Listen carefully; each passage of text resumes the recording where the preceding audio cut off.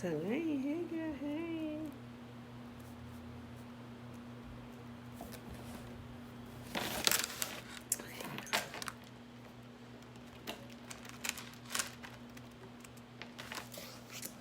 Okay, beautiful people. Top of the day, top of the day. Happy Tuesday, happy Tuesday. Please do forgive my extreme tardiness today.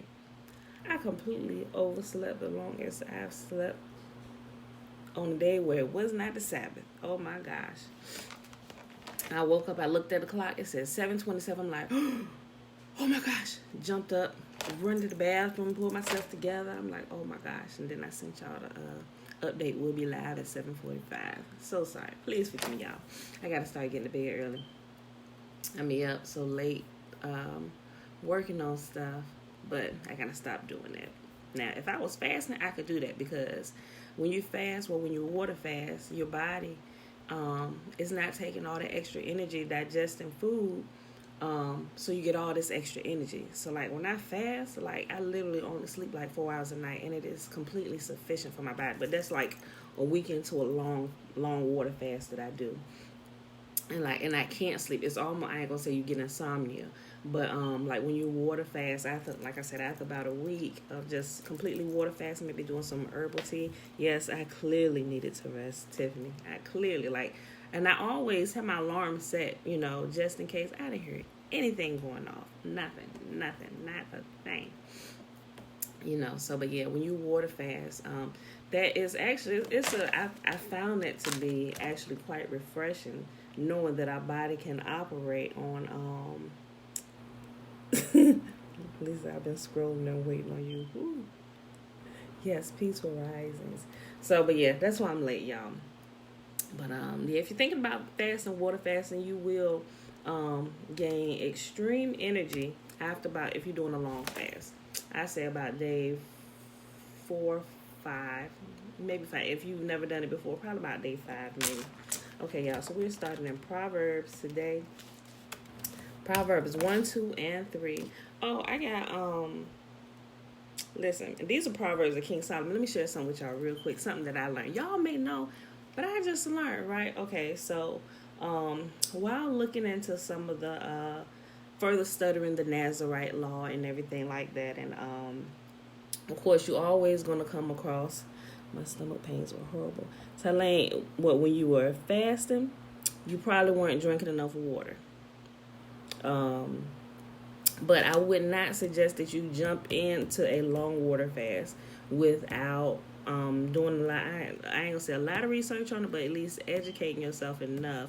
And even when you start, I would say build yourself up to longer water fast. Like my 40-day water fast, I had been building up myself for a while. I'd say a couple years, because I was never able to make it that long, simply because my body, I had been feeding my body a bunch of junk and stuff, so I had to cleanse my body. It was a slow process. I went from eating meat and dairy to no more eating meat and dairy. Then I went plant-based, and then I started fasting a day here, a day there, then a couple days, and then maybe like 3 days, and then I was like, okay, I'm gonna jump out here. But look, let me tell you, when I did my water fast early this year, I started in January. I was actually supposed to start it the October of 2019, and I kept shifting my dates because I kept cheating, right? I wasn't cheating on purpose, but I had to get this together in my mind. Like, Pam, food is going to be there. Like, I was like, I must really have an addiction to food. I was like, why I can't get past like 2-3 days? Well, technically, I couldn't get past 2 days, because if you get past the third day, it's smooth sailing, So I had to I was literally trying to start my fast every day, my 40-day water fast every day for like 3 months straight, until and I really think I was psyching myself out, because I said before my 40th birthday, I was going to complete a 40-day water fast, So as I got closer and closer to my 40th birthday, this was last year, I'm 41 now. I was like, Pam, you're getting closer and closer. I did. I got up to the very day, and I counted 40 days, and it was my 40th birthday. I was like, you got to stop playing. And I really think it was my own self-sabotaging myself, like, okay, I got this minute. I sometimes I do like to push things to the wire, and I think that's why it took me so long, because still trying to break myself out of that habit of procrastinating and waiting to the last minute to do stuff. That I did that, but I got through it, so, but that's something you have to build up yourself to do. Some people can jump right in it, and especially, I don't know, because I've seen a lot of different stories. Some people, they jump right in it when they have health issues, and they decide to jump right in it because of their health issues, but they also have a lot of extra weight on them as well. So you will never starve during a 40-day water fast. I posted a video day before yesterday. It's a guy, he was like morbidly obese. He was like if I remember correctly, he was 575 pounds. He has been going 100, today would be 114 days straight water fasting. I know people say you can't live that long. Some people, okay, clearly you can probably get to 40 days because Jesus did 40 days, but when you research, you really can live without food for a long time, and especially if you are extremely overweight. Why? Because you got all this food stored on your body. So when your body goes into ketosis, it literally goes into its own fat reserves and it eats. It turns off the hunger from here, and it goes inward to find the food it needs. And you can literally fast as long until you don't have any more fat reserves on your body. Very few people in life would do that. People do it in different stages. But yeah, I would definitely make sure I'm educated before I do it, just in case you got issues going on with your body. And even then, you can still go ahead and do it. But if you're taking like a lot of medications, depending on what type of medications, I may not necessarily start off with a long fast. I would start with shorter water fast, making sure you stay hydrated. Some people are like, oh, will you lose electrolytes? Well, use coconut water. Coconut water used to be used for, it's so close to the human blood plasma. It blew my mind. I found this out the other day. Coconut, you can use water and do an extended water fast if you're using coconut water. Why? Because coconut water is the closest thing to our blood plasma on this earth that you're ever going to find, that you can find in nature. That blew me away, because back in World War II, when they ran out, how they have like the saline packets, they put you on the IV, Betswabo, Tina. Oh yeah, you can keep taking vitamin D or just get out there in the sunshine lane too when you're fasting. But they use coconut water to put right into people's veins as IVs when they ran out of IV. That's how good coconut water is. Now, I don't know about all the coconut water that's being bottled on the shelves. I would check and make sure it's 100% coconut water if you can't get fresh coconuts themselves. And the green coconuts are young coconuts, and those have the most water in them, and they're really absolutely delicious. The brown ones you see with kind of like the fur, those are mature coconuts. You can get them too. They don't have as much water in them. Well, it's not actually water. It's called endosperm, because I was like, how in the world did water get into them? I'd be looking up everything, y'all. So I was drinking on something when they say this is endosperm. I'm like, wait a minute. Okay, let me what? The first thing I heard the last part of the word, about to spit my coconut water out. But that's the process of how the how the coconut grows. It's the liquid that's released inside of it that causes it to grow. So, but yeah, that's what you're drinking inside of it. But it is so nourishing, and it's nourishing and refreshing to the body that it'll blow your mind. So I'm loaded up on coconut water right now, because I am about to go into another fast. I'm doing my body cleansing and healing in phases and stuff, so. But yeah, that was a long intro. But guys, I said all that, still didn't get to the whole point why I started my little story. Okay. I'm about to read Proverbs, right? So in my study, and I'm sorry if y'all gotta go to work. I'm sorry. It's recorded. Just come back and watch when you get a chance. I ain't gonna take that long. Okay. So while studying the Nazarite, can you tell me what Betwabu means in Hebrew? I'm learning. Thanks. It means house of the Father. When we say Betwabu, we're just acknowledging you're the house of the Father, I'm house of the Father, so that's essentially what it means. The house of, or you hear like Bethel, the house of Bethel, Bet-El, the house of Yah, we're the house of Yah. Or when you hear Bethel, that's what it means. We're the house of El, the house of Elohim, Yahuwah, But yeah, Betwabu, it means it's a greeting that Bantu people use where we're just recognizing that you're at the house of the Father. I'm the house of the Father. So that's why I said Betwabu, Betwabu. You know, what kind of coconut water I have, Trina? It's and it's upstairs in my little mini fridge. Cause my kids drink up everything. They taste it and they love it. It is I got two different kinds. This one called Mojo, Mojo. Those are like the skinny cans.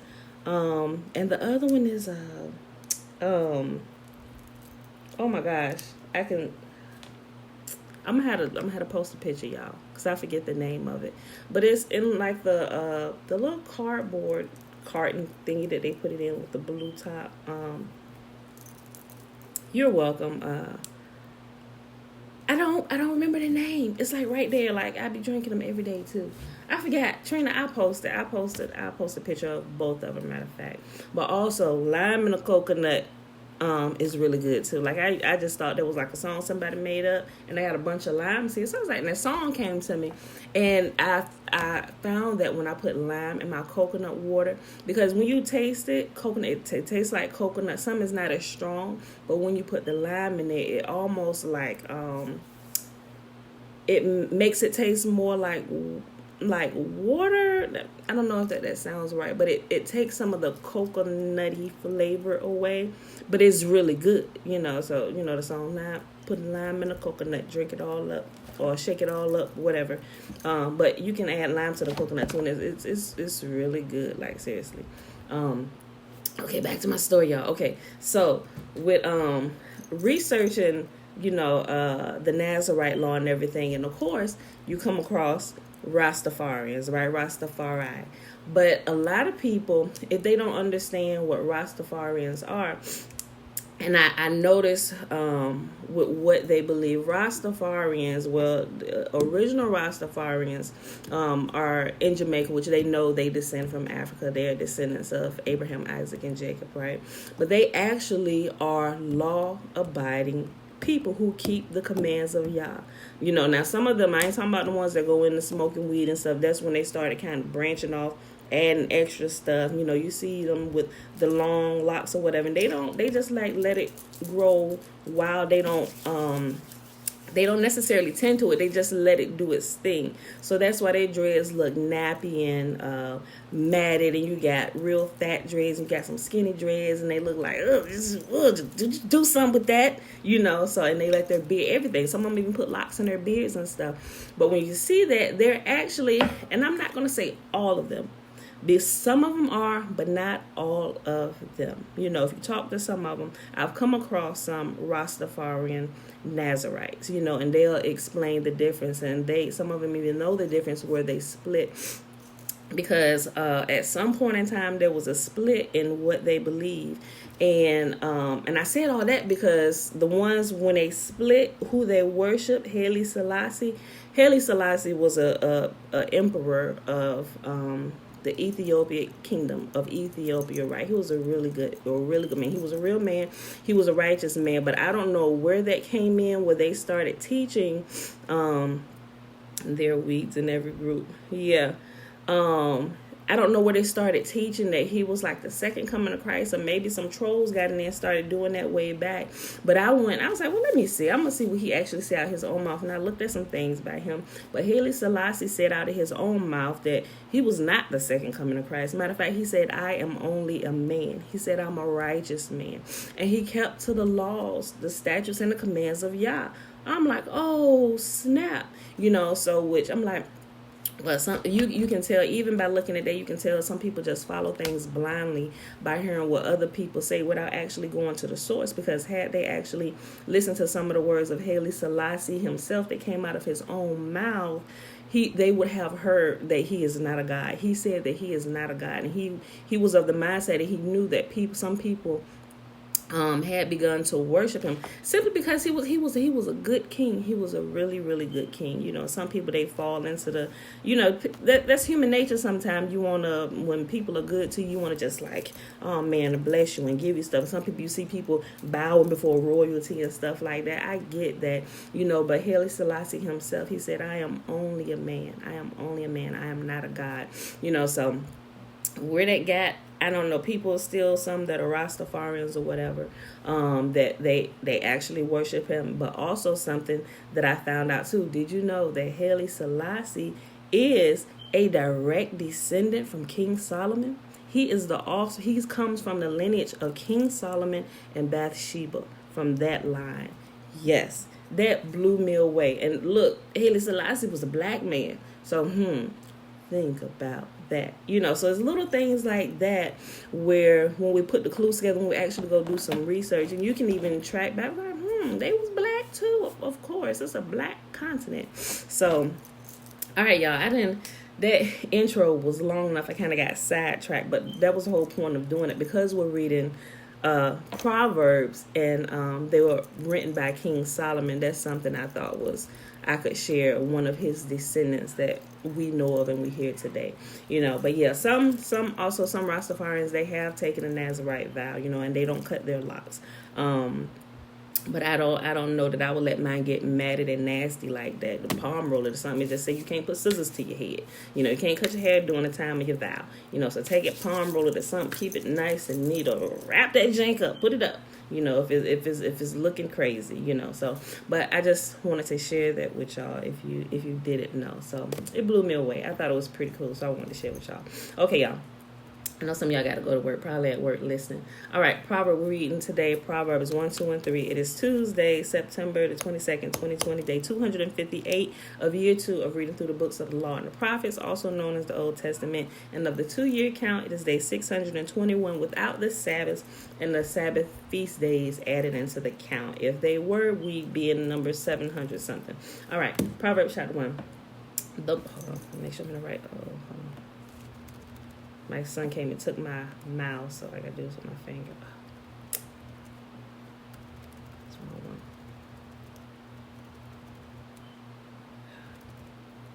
I want. Okay. Proverbs chapter 1. These are the Proverbs of Solomon, David's son, king of Israel. Their purpose is to teach people wisdom and discipline, to help them understand the insights of the wise. Their purpose is to teach people to live disciplined and successful lives, to help them to do what is right, just, and fair. These proverbs will give insight to the simple, knowledge and discernment to the young. Let the wise listen to these proverbs and become even wiser. Let those with understanding receive guidance by exploring the meaning in these proverbs and parables and the words of the Let those with understanding receive guidance by exploring the meaning in these proverbs and parables, the words of the wise and their riddles. The fear of Yahuwah is the foundation of true knowledge, but fools despise wisdom and discipline. My child, listen when your father corrects you. Don't neglect your mother's instruction. What you learn from them will crown you with grace and be a chain of honor around your neck. My child, if sinners entice you, turn your back on them. They may say, come and join us. Let us hide and kill someone. Just for fun, let's ambush the innocent. Let's swallow them alive like the grave. Let's swallow them whole like those who go down to the pit of death. Think of the great things we'll get. We'll fill our houses with all the stuff we take. Come, throw in your lot with us. We'll share the loot. My child, don't go along with them. Stay far away from their paths.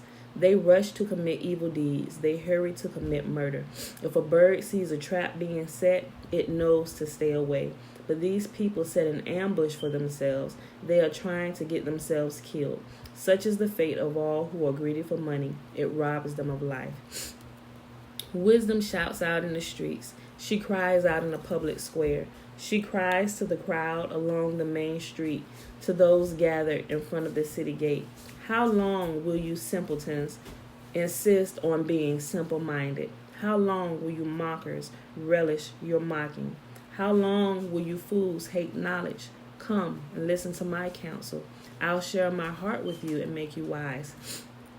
I called you so often, but you wouldn't come. I reached out to you, but you paid no attention. You ignored my advice and rejected the correction I offered. So I will laugh when you are in trouble. I will mock you when disaster overtakes you, when calamity overtakes you like a storm, when disaster engulfs you like a cyclone, and anguish and distress overwhelm you. When they cry for help, I will not answer. Though they anxiously search for me, they will not find me. For they hated knowledge and chose not to fear Yahuwah. They rejected my advice and paid no attention when I corrected them. Therefore, they must eat the bitter fruit of living their own way, choking on their own schemes. For simpletons turn away from me to death. Fools are destroyed by their own complacency, but all who listen to me will live in peace, untroubled by fear of harm. And we know that's also found in Amos chapter, was it Amos 8 and 3 or 5, or Amos 3 and 5 or 8? One of them. That's in Amos, where it says, my people are destroyed for lack of knowledge. And I brought it up the other day, and another version said, my people are destroyed because they reject knowledge. And that's what this is saying right here. People are destroyed because they reject knowledge. They reject wisdom. All right, Proverbs chapter 2, the benefits of wisdom. My child, listen to what I say and treasure my commands. Tune your ears to wisdom and concentrate on understanding. Cry out for insight and ask for understanding. Search for them as you would for silver. Seek them like hidden treasures. Then you will understand what it means to fear Yahuwah, and you will gain knowledge of Yahuwah. For Yahuwah grants wisdom. From his mouth come knowledge and understanding. He grants a treasure of common sense to the honest. He is a shield to those who walk in integrity. He guards the path of the just and protects those who are faithful to him. Then you will understand what is right, just, and fair, and you will find the right way to go. For wisdom will enter your heart, and knowledge will fill you with joy. Wise choices will watch over you. Understanding will keep you safe. Wisdom will save you from evil people, from those whose words are twisted. These men turn from the right way to walk down dark paths. They take pleasure in doing wrong and enjoy the twisted ways of evil.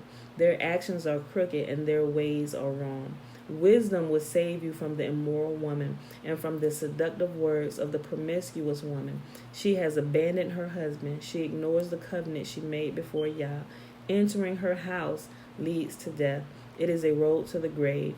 The man who visits her is doomed. He will never reach the paths of life. So follow the steps of the good and stay on the paths of the righteous, for only the godly will live in the land, and those with integrity will remain in it. But the wicked will be removed from the land, and the treacherous will be uprooted. That's one of my favorite things y'all hear me saying all the time, where people tell you, they teach you this teaching that the righteous gonna like poof out of here and go live in the sky somewhere. I'm like, I don't even know where. I do know where that started. I know where that started. That the rapture doctrine started in the Catholic Church back in the 1800s. Like, so what was the people believing before the 1800s, before this rapture doctrine started? Like, people got to think about this stuff, right? It's time to stop being so super spiritual and actually question some stuff, right?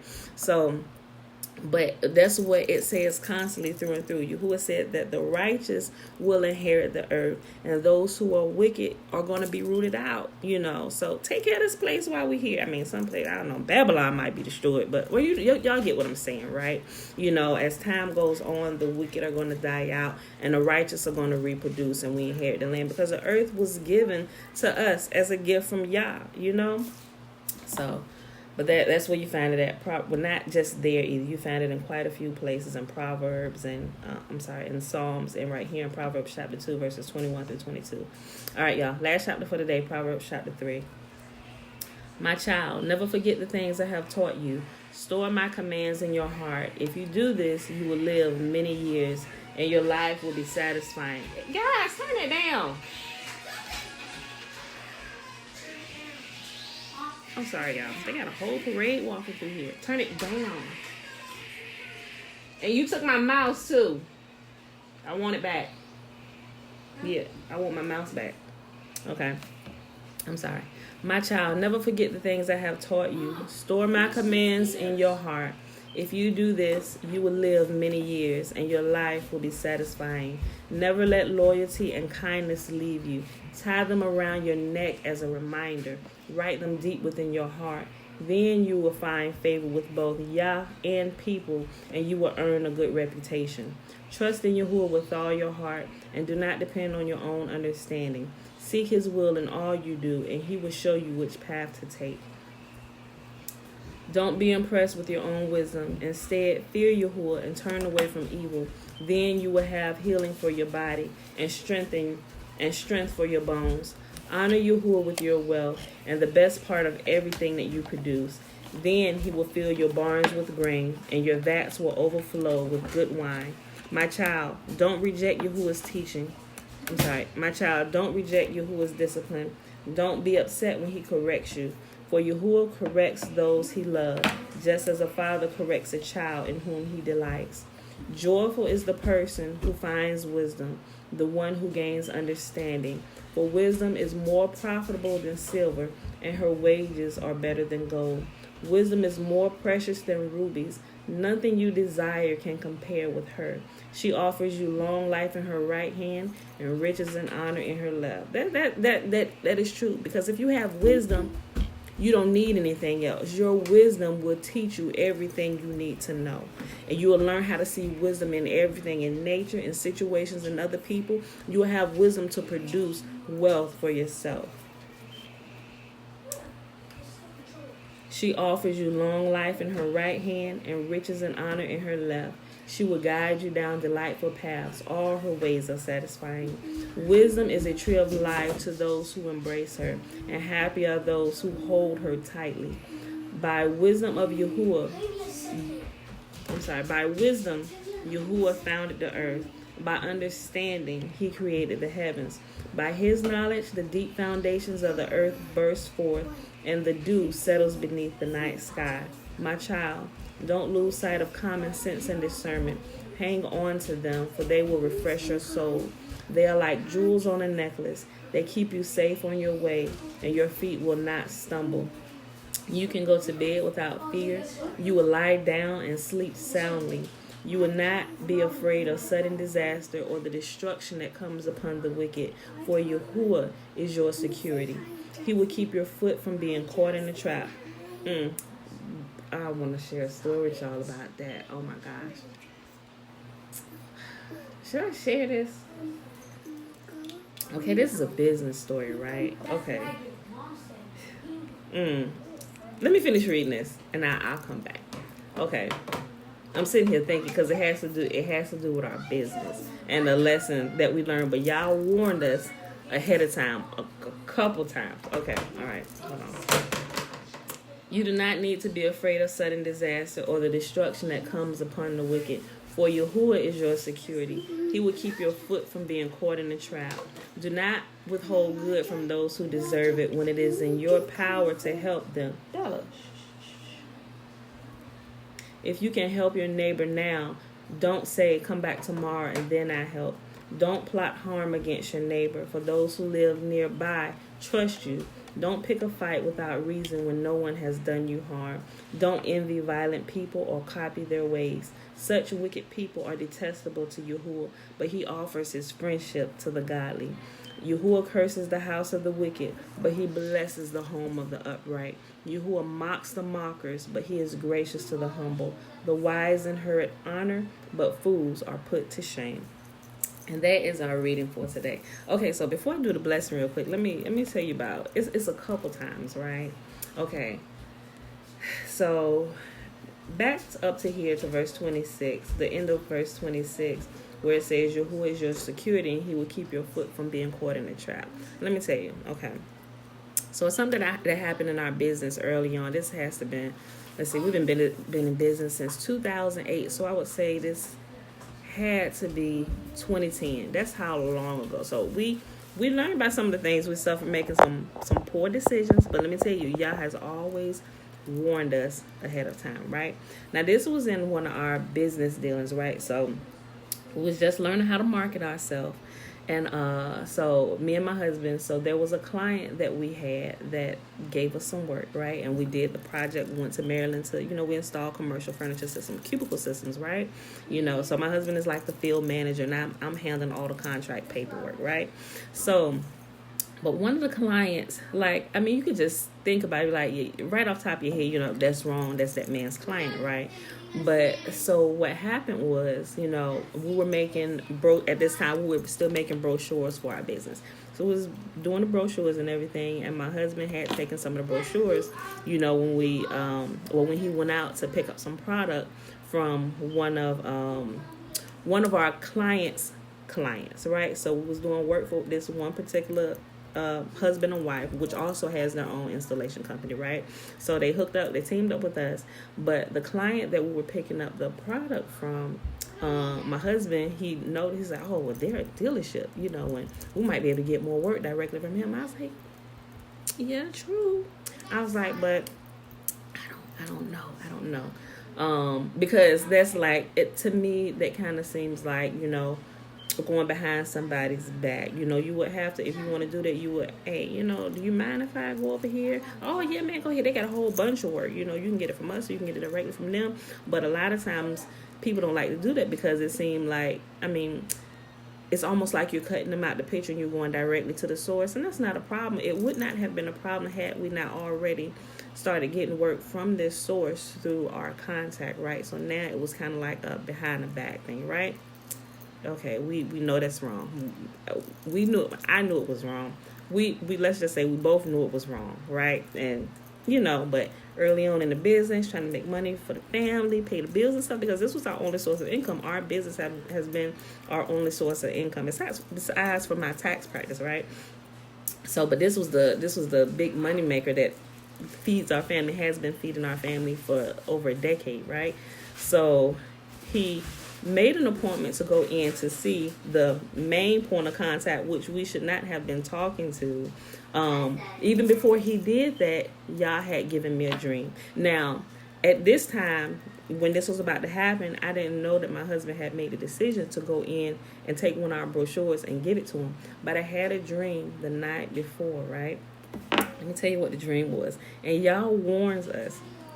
In the dream, I saw, and although I never met the point of contact, didn't know what he looked like, I knew who he was because I saw the building. I know the name of the building. I know the name of the main contact's company. In my dream, I saw my husband walk into the main point of contact's office, take one of our brochures, and give it to him. Then the scene changed. The scene changed to the main point of contact now talking to the contact that was giving us the work, taking our brochure, and there was no talking involved. He took our brochure and slid it to our point of contact, like, you know what your people doing? They coming to talk directly to me. Now, he wasn't that cool where he allowed the point of contact, he wouldn't allow his contact, his people that were working with him, to come directly talk to him. That's just the way they operate. And so after I had that dream, I had a dream that James walked in. He gave, marketing, hey, we can do the work too. It's simply what the dream was saying. But then the guy went back and told our partner, who we partnered with at that time, that we came directly to him to get the work. That was a warning from Yah. So I told my husband about the dream. I said, I don't know if you did this or if you're going to actually go through with this, but this is what the dream was. I don't think it's a good idea. Don't do this, But my husband did it anyway. Over the years, he's realized that the dreams that I get are from Yah, and it literally keeps us out of trouble. But he didn't listen, and he went and did it anyway. And next thing we know, about 2 days later, after I had told my husband the dream, he went and did it anyway. Our point of contact that we were partnering with came back to us and be like, hey, such and such called me and said that you went into his office to try and get work directly from him. I'm like, y'all warned us. He told us not to do that.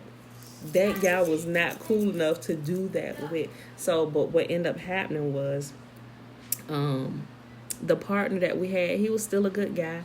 James apologized, he was just, he good, but James knew He knew. We knew. Y'all had told us ahead of time. Y'all, in the dream, he was telling us, don't go do this. But what ended up happening, we ended up breaking away from that because it seemed like now that we couldn't be trusted with his clientele. And I felt bad. I'm like, babe, I told you should not have done that. He felt bad. He apologized, and we may have gotten a couple more jobs, but after that, that was it. That was a hard lesson we learned. That was like in 2010. I'm like, you cannot do this. It's like if we don't talk to them first and we meet them through one of our other business partners, we cannot go directly to them. That is bad business. We cannot do that, And at that time, that particular partner was like we was bringing in the most from this particular partner. Like with this particular partner, we was bringing in over $100,000 a year from just his projects, right? So as that weaned off, it caused us to lose money. That was an expensive lesson we learned. Okay, so that was that time. A few years later, same exact thing. This is why you have to get your mind right about money and dealing with money, because a lot of our people, they're not used to handling large sums of money. And when they get it, they're thinking they have this like survivalist mentality, and we got to hoard it to ourselves, or we may not get any more. But if you learn how to do business properly, you can do business properly, and you will secure your income because you're doing what's right, because it's right. When it's right, all the time, you just make that your life's motto in doing business, because Yahuwah also talks about bad business, uneven scales, false scales, and even he deals with employees, not paying them on time. He talks about all of this. There are business dealings and how you're supposed to operate. Isaiah, don't do that. I saw that. You better not do that again. And how, if you have a business, and how you're to operate it righteously. So everybody benefits that's involved. We're not to take advantage of anybody. We're not to go behind anybody's back doing business deals and stuff. I mean, like, seriously. And those in business, no. So this second time, there was another, and this was a few years later. This was, I would say, this time was probably, I want to say, about 2015.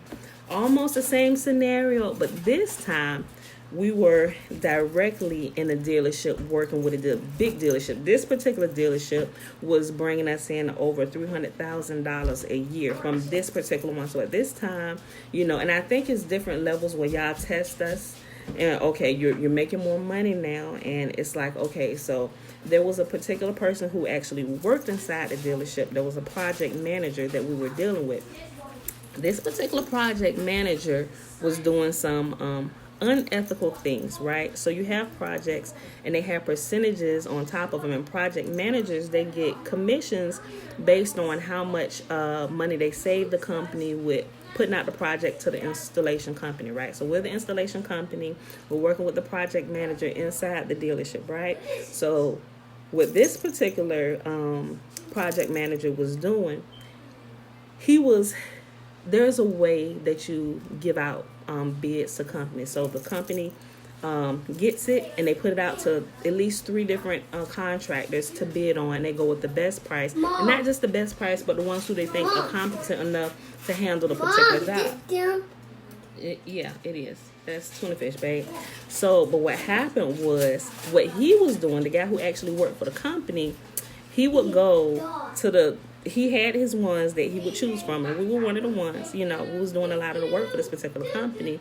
And what he was doing was, he was saying, okay, I'll give you this project if you can give me this off the top. Like, okay, say the project was worth $10,000. He said, okay, I can fix it over here. He said, you give me $1,000 and I give you this project. And I'm like, Mom said it's down. I don't like that. I don't like that. And I told my husband, he was like, but he'll give us. I was like, listen, we cannot do this. I said, this is wrong. Mom, they said that's pork. Stop. It's not. That's tuna fish. That is not pork. I'm telling Belle to not touch it. Oh, you telling her not touch it so you can eat it. Okay, so, but when my husband first bought it to me, I was like, yep, don't do that. Mom! I said, that's wrong. I said, this company, we've been working here. Take that out of there. I said, they've been good to us. We've been doing their stuff. They trust us. Don't do this. I said, he's going to find himself into some trouble really, really soon. And so, because over the last couple of years, about that time, the project manager, and I'm trying to keep hard from not saying names, but Betwabu, Alicia, y'all. My husband and this particular project manager had gotten really close. They was real buddy. You know, they would go out for drinks and different things, and you know, eat lunch and talk about different projects coming up. So they had gotten real buddy.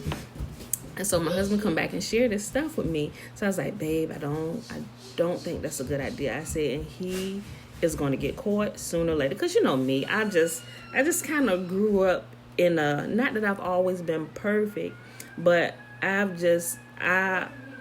I grew up with my parents always teaching us, you do what's right because it's right. Even if nobody can ever see you, Yah sees you. So that was really instilled in me. So my ethics are strong. You know, I may have made some mistakes over the years, but that is my core foundation. I'm like, no. And it really makes my blood boil when I see people taking advantage of people. And if I can do anything to intervene, to stop you from taking advantage of somebody, whether it's a man or a woman, child, boy or girl, I'm going to speak up and I'm going to say something, you know. So, but I told him, I said, I said, don't do that. And I said, if you've been doing it, you need to stop. I said, because he's going to get caught. And I said, if he get caught, he going to rat out everybody with him. I said, so don't do that. And I didn't know if my husband was doing it or not, right? Okay, so what happened was, a few weeks later, I had another dream. I had a dream about this particular project manager that he had gotten fired because they found out what he was doing. And literally what it comes down to when you do that, it's literally stealing company money. You know, although he had control over the percentage and what he gave to the installation company who did the project. Okay, so like I said before, say it was 10,000. Right, Trina, integrity. Say that there was 10,000 available to give away for this project, but if he saved the company, if he could get an installer to take it for $8,000, you know, he would save the main company like $2,000. But what he would do, he would say he saved them $1,000, gave it to the company for $9,000. But what happened was the company, everything after the company is paid and they agree to, okay, you give me $1,000 off of here, this and that, okay. So we really did get $8,000, but once the company paid us, or paid whoever took it, they would then write him a personal check for $1,000. So that's how he was stealing. He was doing it he was doing it in a way that looked legal, but he was still stealing. But still, the contract, the company had to be in agreement with that, and you had to know that was stealing. Hey, girl, hey. Yes, yes, we must make core rules. So that's what was happening. So, and like, guys, chill. Let her get what she was gonna get. Okay, put it down, Josiah. Stop. Let me hurry up, y'all. So, but that's what was happening. And so, over a period of time, like I said, and I had a dream clear. Like I said, I didn't know if my husband, I told him, I said, if you're doing, I don't know if you're doing it, but if you're doing it, you better stop. You know, so I had a dream. I gave me a dream, and I told him, I said, listen, I just had a dream, such and such fired, you know, the project manager because they found out what he was doing. That was the dream, you know. So he's like, okay, you know. So, you know, my husband, you know, men sometimes like, yeah, they ain't no way they could find out about that simply because how they was running. He said, yeah, okay. He said, well, I ain't worried about it, you know. So I was like, okay, you know, but I know y'all don't give me dreams willy-nilly. So I'm just like, I'm thinking about this. I'm like, Father, I was like, is he doing this? I was like, because if he wasn't, or they weren't doing something on the side, why would you give me this dream? You know, so a couple weeks later, and when I have these dreams, wait a minute, it always happened within a couple week time span where I had these dreams, particular things like this, where y'all give us a warning, he'll tell us, don't do this or go do this, right? So I say it was about 2 weeks. Yep, I was pregnant with Josiah. I was pregnant with Elijah, Jeremiah, Joshua. I was pregnant with our fourth child. So that was in 2015. He was born in 2012. So that was like 2011, maybe 2012, because he was born in August. So let's just say 2012, this was happening, right? And so what happened about 2 weeks later, James comes in the house He looked distraught. I didn't know if somebody child had died. Like, he was about in tears. I'm like, what is wrong? And he said, come here. And so we went upstairs to the bedroom. Y'all, when he told me what happened, I wanted to fist fight him. Like, you know how you see Keisha get ratchet and ghetto in the hood when she about to fist fight? Like, I wanted to like kick off my shoes, put Vaseline, and I wanted to fist fight my husband when he told me that not only did they fire him, but they also kicked us out from being a contractor. And mind you, I told y'all, this was our main company that was giving us work. And this particular company was bringing us in over $300,000 a year in projects, labor projects, right? I wanted to fist fight him. Y'all, and I was like, didn't I tell you? You told me you weren't doing that. And you know how they found out? Girl, yeah, I had to count, Trina. I had to count all my kids. I said, I told you, why would you do this? Like, he was into like, and he sat there in the days. I mean, I didn't go off on him, but that's how I felt on the inside, because y'all warned us. I'm like, well, I mean, I raised my voice a little bit. I'm like, and I'm sitting there like, what is we gonna do? What is we gonna do? I'm about to have another baby. How we gonna pay our rent? You know, because it's still at that time, although we was making that much money, we was still being foolish with the money we were bringing in. Granted, we never had issues with paying our people. We was always paying our employees, but we was living how and how. We was eating out every other day, going out doing stuff, him buying clothes and all this stuff. And I'm sitting here thinking, I'm like, what is we gonna do? What is we gonna do? Because our other companies, they ain't bringing us in this much money, you know. But we survived, y'all. It was skimp. When I say it was skimp, it was tight. I mean, like, we sit there, like, we had to sit down like every week, like I don't want to. I ain't gonna say that. Okay, like, we literally. Okay, so we got this much left over here. Y'all ever watch Everybody Hate Chris when they sitting there going over their bills? Okay, we got this. No, we're gonna eat cereal tonight for dinner. We got this. We're gonna have like 47 cents here left, and so we're gonna need this. Carry the one. Like, seriously, because let me tell you something. That was the last time that we had to learn that lesson. Although we went through that before, but it was just a smaller range. But now that we were making more money, our integrity had to be tested, you know. I mean, and not just mine, but me and my husband's together, you know, because remember, he grew up kind of selling dope in the streets and stuff. So he was hustling. So he was used to getting this over here, flipping this and doing that and stuff. So his mindset had to change on how we deal with money and how we deal with people, you know. So we had to do that we had to keep it legal and upright all the way around, you know. So that was an extremely hard lesson for, I ain't gonna just say my husband, but for us as a household and us as business owners to learn that. Like, we have to be fair. And if it's somebody on the inside that's offering you bribes, and literally that's what he was doing. He was offering companies bribes to get work. I was like, and it always bothered me. I said, we shouldn't have to pay people to get work. I said, our good name and our ethic and what we do, I said, we don't need to pay anybody. I said, you see the work we do? I said, y'all are excellent in what you do.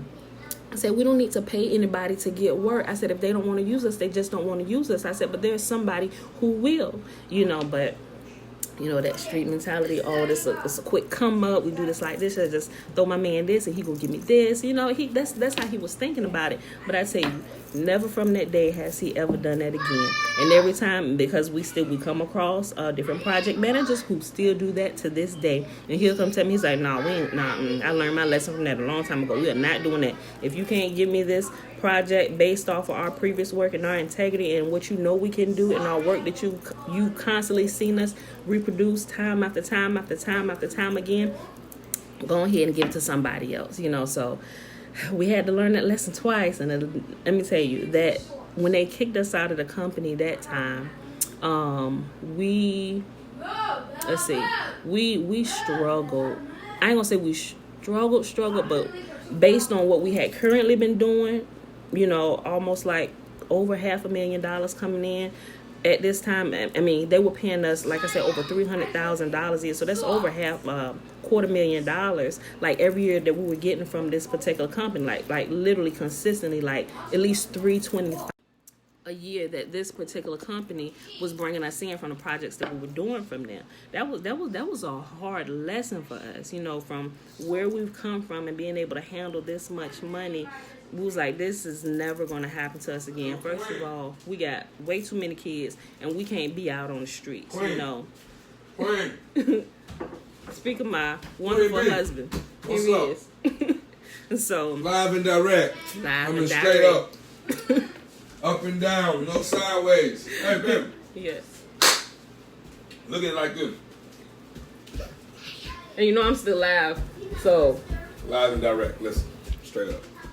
Look at this hand. okay, y'all. I'm gonna let y'all hear what he about to say. I don't know what he about to say, but Daddy, look at the hand. Nah, I ain't gonna say that. Go ahead. okay. So we learn integrity. That like you